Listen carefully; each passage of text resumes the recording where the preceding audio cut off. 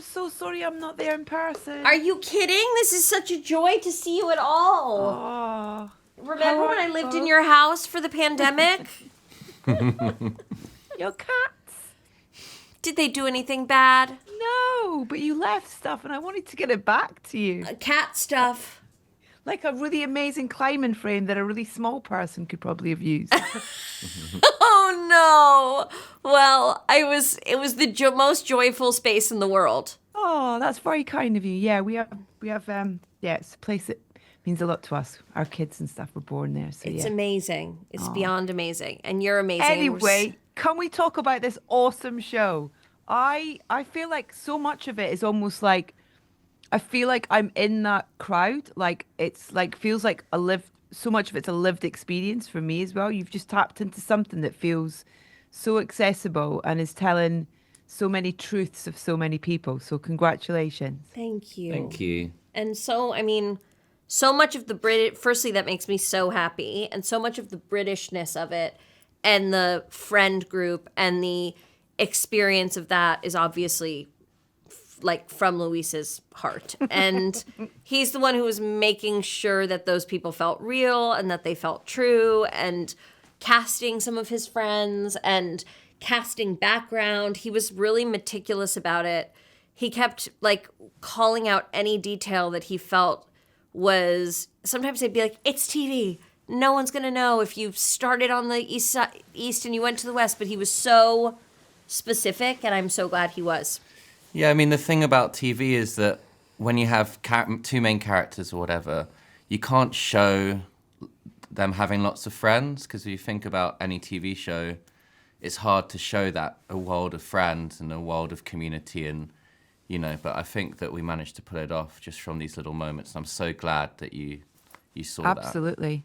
It's like those like in when they're playing at the Donkey Sanctuary. Donkey Fest. Yeah, Donkey Fest. I like and Donkey Sanctuary as well. I wish it was a donkey sanctuary, because I'd probably move there. Yeah. It's like I wonder what music donkeys would like. But it's that idea that we're kind of we're introduced again to like as that kind of almost unveiling of Felix's character to these kind of people who are and have been and continue to be part of his world, and how that is so interesting to the storytelling and getting to know these characters more deeply, I guess, as well, and how they tick. Well, I'm so glad you felt that.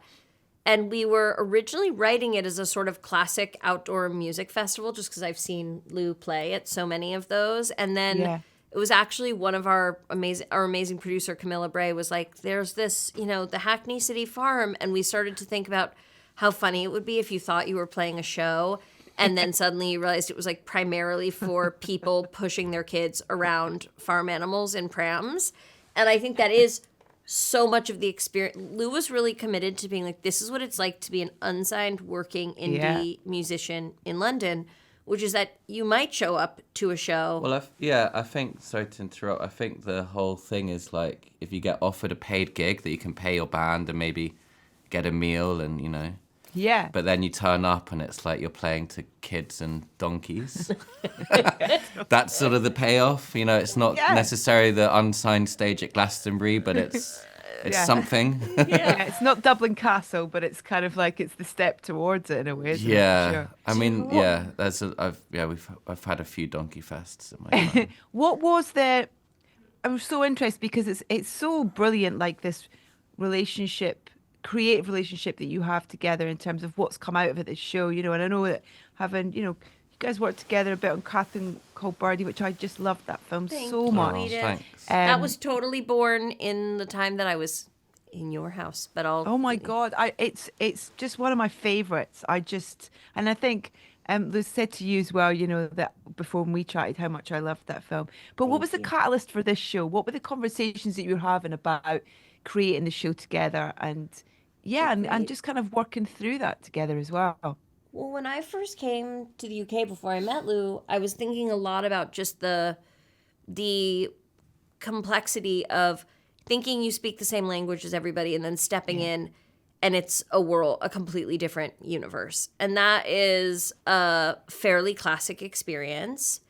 And it is something that I think is something that we all understand in some way, but it's very highlighted through the US UK divide. There's that quote, two countries divided by a common language. And so I was thinking about, okay, an American girl let loose in London who thinks she's getting one thing and then she gets another. And then I had been sort of noodling on that, and it wasn't very far into us. I always joke, I'm like, I feel like I asked you to make a TV show before we were even really officially dating.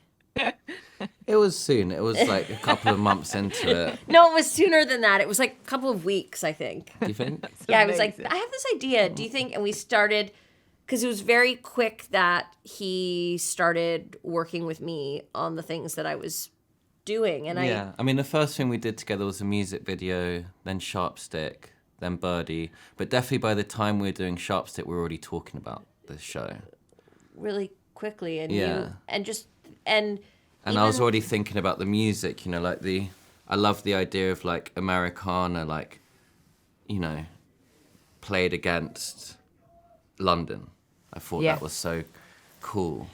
And a lot of it was inspired also by the play. Like when we first started dating, I think the second day that I met him, he sent me a playlist. And then we started sending playlists back and forth. And he was the only person I'd ever met who would then go through my playlist and tell me exactly why he liked certain songs and why other ones he felt were not fit for a playlist. Like it was very, I really got like that sounds awful. it was very romantic coupled I with love that. Yeah. him being very firm about his thoughts. This effing guy. I was like, I made this guy a romantic playlist and he's telling me like the 4 songs that are bad on it. But it really bad. It's subjective, isn't it? I mean, yes, but it really introduced me to your creative mind and your creative taste and how specific you are and also how elastic you are. And so those early playlists were a big part of it. Yeah, and it was a big part of like the pitch for the show, and we wrote a lot to music, and yeah, it sort of painted the landscape in a while. In a way, it's like the third character, I think. Absolutely, because it kind of it's got so many roles. Music kind of it kind of pops up with lots of different sort of hats on in a way. You know, we've obviously got Felix's band and the various incarnations that's been through. Yeah. You know what I mean? It's kind of like, it's great. I love when she's kind of doing, when she sat kind of just Googling him and all the kind of different sort of, you know, the emo sort of phase that he went through. And then it's brilliant. And that in itself is a lot of work in terms of, you know, that stuff, you've got to write before you start shooting, and it's part of the storytelling as well. You've got to write the songs, you've got to write them in a genre, you've got to, it's like there's depth and layers to that. I'm so glad that you clocked his screamo band, the Log Ladies. You and Matt Olchin had a lot of fun. The day he came home from the studio and they had done the Log Ladies, and then what's the name of the other band that he was in, where he was the guitarist? Fast Ghost, and then Tommy Thames. Tommy Thames. Yeah, he's been through vibes. He's been through vibes. I mean, so many vibes that we couldn't even show, but those were 3 strong vibes. Yeah. It's also that little bit where he's at Midwest Southwest, which is just a genius choice of name, by the way. I have to credit. I love that. Well, it was called something, and then Will Sharp, pretending to be drunk, was like, "I'm at Midwest Southwest something festival," and he was looks behind him to look at the sign, trying to figure out what it was, and he was really killing us. And we have to shout Will out here because he has an amazing voice. The first time he sent us a recording of his voice so that we could understand kind of what it sounded like, what it could do, where it wanted to go. It was a recording of him singing. I wish I could remember what it was. Was it like Don't Worry Baby or something? No, it was like She's Always a Lady to Me. It was such a surprising choice of song. It was like a slowed down ballad version. God, I wish I could remember. I feel like was a female perspective ballad. And his voice just like got me right in my heart. And he's made music, he's been in bands, and he's also so fast and so quick. but he really Yeah. sat with Lou and spent time. He wanted to learn those songs inside out, and originally he's, a piano player. Yeah, and his brother's a composer, isn't he? His Yeah, brother's a Arthur. composer. Arthur did Yeah. all the music for like Flowers, and which I love. And the landscapers. Yeah, which is great. And I think Arthur, his keyboard player, got sick when they went on tour, and when he was at university, and Will subbed in and played keyboards Amazing. on a tour. When he So was there's like, some great video of like Tiny Will playing keyboards. But yeah, the guitar is, I feel like the songs should work as songs, like as voice and an instrument. So before we brought an electric guitar in, because like naturally I'm like, and these songs are rhythm and lead, but we Yeah. just brought in an acoustic guitar, and I spent time with Will sort of just figuring it out, fleshing it out for the way that he wanted to sing it. And it was such a cool experience. And then we brought in a band, two of which were musicians. Yeah, you got Carlos, Fontaine's. Yeah. Carlos from Fontaines, and Fontaine's, Dave yeah. from Sleaze, and then we had Prasanna on drums. And part of his character was like he's not, maybe like he's more of a style guy than a Prasanna's drumming was meant to be more like style than Well, substance. we're just gonna hide the drum, the bass, the kick drum, and get him to just play like that. And I brought my very good friend, and incredible drummer Henry Danowski, and he plays on all my records and scores Yeah. and stuff. And he sort of just taught Prasanna. He spent like a day with him. Henry came back to, he's like, he's really good. So like everyone just ended up being a band, and we Yeah. had a little room in what's the name of the place where we filmed? That Three Three Mills. Mills. We had a little band room for them So- that like Lou went in and like kind of like set it up and like gave it vibes, Yeah. like put in a lamp, put in a candle. Like Matt Olchin and Matt's my music partner, and we just wanted it to feel like I think 50% of being a band is hanging out and waiting around, and that's the experience of it. You just wait around and you unleash on stage or in a studio or whatever. And yeah, I think Will came in and had an electric guitar. We got him a Mustang because it just felt right. And yeah, he was like amazing. Like the first time he played that song, Always the Girls, he did like a 10-minute Neil Young solo on like 3 notes, and it sounded incredible. Well, the other thing is that we said at every point, like, you can mime, you can save your voice. We have the pre-record, and they wanted to play live, and they did, and it. I'm glad he blew didn't sing everyone the away. Log Ladies though. I had to No, scream. we had to stop him I because had he to would have scream lost on his that. voice Yeah. for days on end, and he already did lose his voice. But what was amazing was that we said, okay, can you unmute the instruments and just like let them have a take? Will just wants to do a take. And that's what we used. I Yeah. mean, he's really specific and thorough. And it was when he And started. such a range as well, like from Always the Girls in episode 1, where it's acoustic guitar, to like No Limitations in the rehearsal, which is such a cute scene when they're all just, Will wanted to have a scene where it shows them just having a good time, and he was like, they should be in a rehearsal, and just before the job centre scene, I think that's so cute. And then towards, Donkey Fest, and then True Love Trajectory, when he's just on the piano doing this incredible performance. Yeah. It's so brilliant because I love kind of how it's so funny and it's so entertaining, but there are really kind of like really poignant and really important insights into both their characters, and kind of like you mentioned the job center, and that I think it's episode 3 or 4 where he sort of has that it where is he has 3, that yeah. kind of really candid conversation with the guy where he's going, look, being a musician, no one wants to hire me to kind of run this because of this and this, and you're kind of like, God, yeah, it's hard, man, and it's really lovely that you have these kind of injections of kind of like real life, as well as us kind of being thoroughly entertained by the show. It's brilliant. It's got a real depth to it. That means I'm so so happy to much, hear that and from you, Edith. you're That's so you sweet. are one of our favorites, and it means Yeah. the world. And I think Lou was always pushing for that realism, and I think we see a lot of film. We were really trying to resist the thing of like sexy indie musician guy, and at the end he like sings her a song, and it's like, oh my Takes his shirt god. off. Well, I don't know if they always take their shirt off, but we're definitely not. But I always think of like there's this Brittany Murphy movie, Uptown Girls. Love Brittany Murphy. Justice for Brittany Murphy. Important. But another conversation I could go on for years. That being said, there's a guy at the end who like has a crush on her, and he's like an indie musician, and he sings her a song called she's a kind of an uptown girl who loves to have fancy sheets, and he sings her a song called Sheets of Egyptian Cotton, and everybody cries. And I was like, that is what we're not gonna do. Like, it's even though it really charmed me when I was young, and I thought that's what happens is like you meet a musician and he plays for you in a bar, and then everybody goes back to their giant apartment. And it was really important to Lou to show what that struggle looks like, especially because there's in this music world, especially where it's becoming harder and harder to be a musician with these for so many reasons that there's someone better equipped than I to explain, but all of the economic forces and the cultural forces. Streaming. But also, I feel like it's hard to show. You want to feel like you're at a gig, you know, at the end of the day when you're making a show, you want to feel like you're showing this.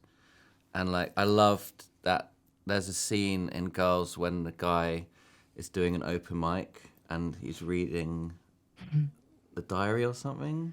Oh, yes. And I loved that you feel like you're in the audience. And I think that's so hard to do. He also just blew me away because he's seen like That's in like the third episode. Three episodes of Girls ever. When I really missed Lena, she was making a movie, and I started watching it, and then he was like, "This is actually not how I want to miss you," which is tons of scenes of you sleeping with various actors.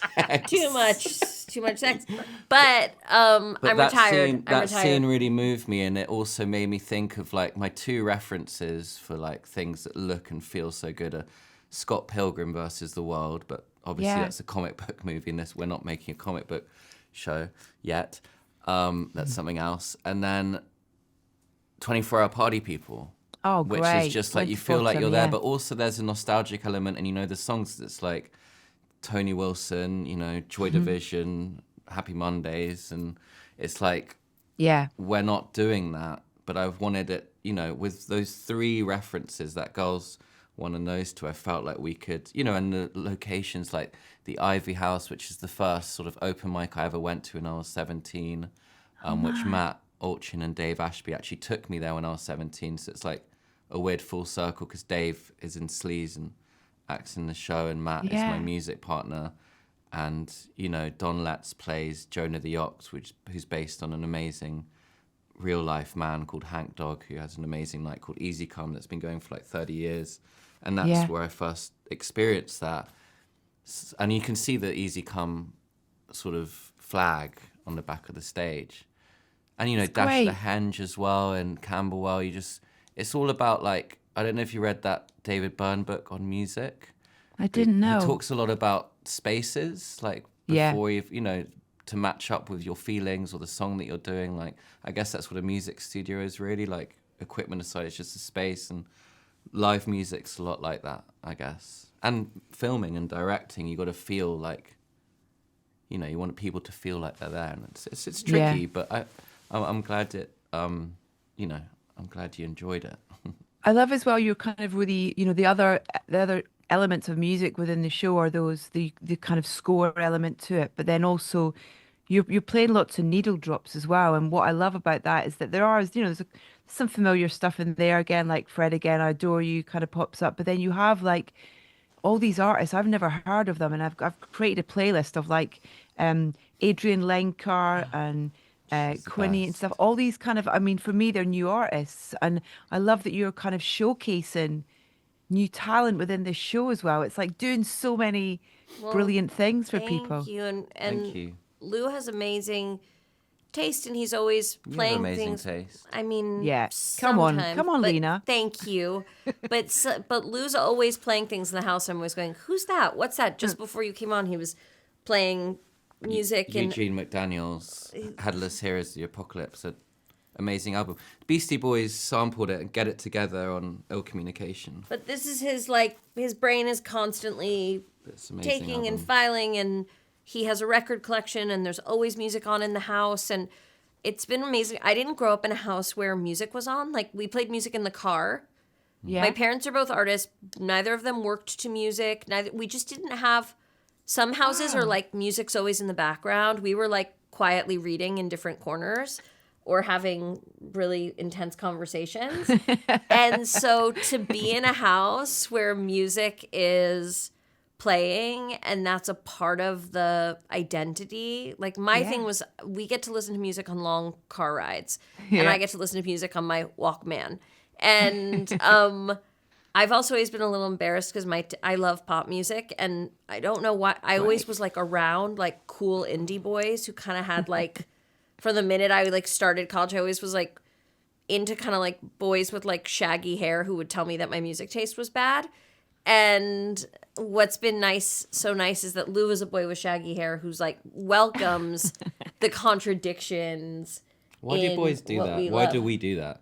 Oh, listen, every indie rock god loves a bit of Kylie or Dua Lipa. Do you know what I mean? They secretly want to duet with her or them. Do you know what I mean? So it's kind of like it's their guilty 100%. pleasure that they won't let kind of Well, come it's at the like surface. was the best when everyone finally just every indie rock I just finally admitted like all I listen to is Taylor Swift. It's my passion.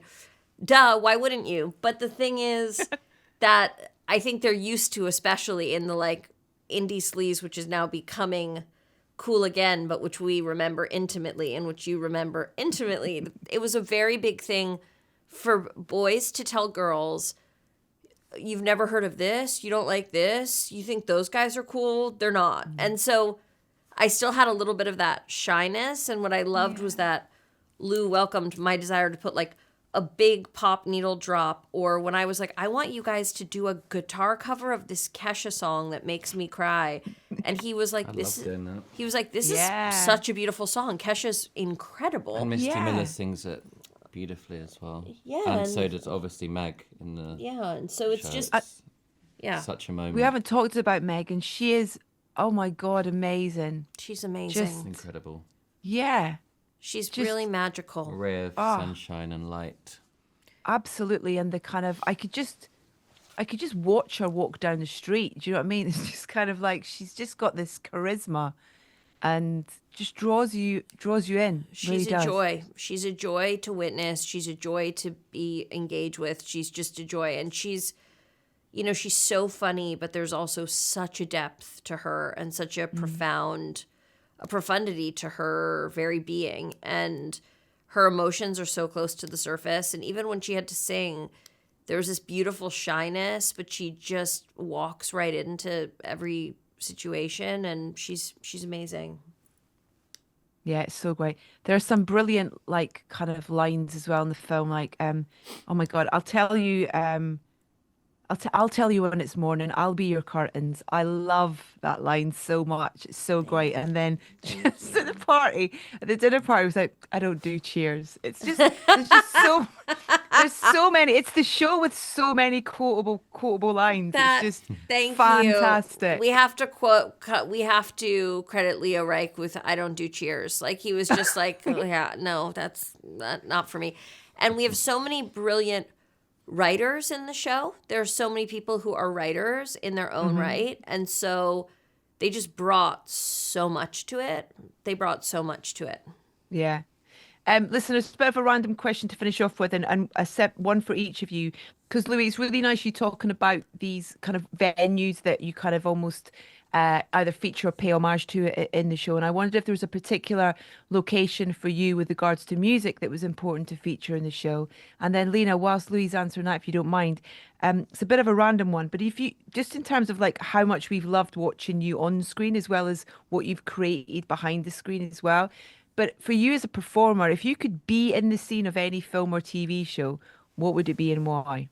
Louis, you can answer first. Well, I can see Lena having to think about this one. Such a good question, because my brain's like, after you.